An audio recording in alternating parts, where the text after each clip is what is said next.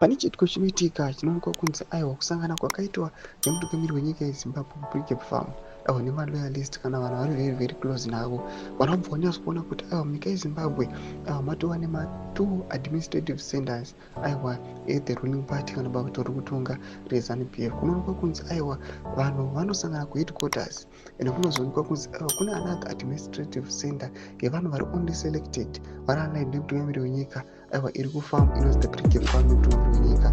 Sambe nemashoko atina vanhu vanokomplaina vanhu vachinyatsa kuona kuti apapa zviri kunyatsa kuburiwa apapa aiwa zvihombe kuti wasubscribe like turn the bell icon.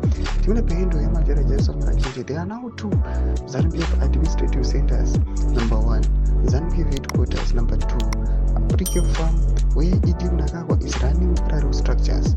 General Chiwenga and his associates have no control of what happens at the farm, and oftentimes he is not invited by also declines invitation. Tomashoka tukona vanhu vakuna vana majaraja zvichiti aiwa vamwe general vanotodhinaiwa invitation vanotodhinaiwa attendance kuti vanosangana sezvinoita vamwe vachienda the pre-cap farm.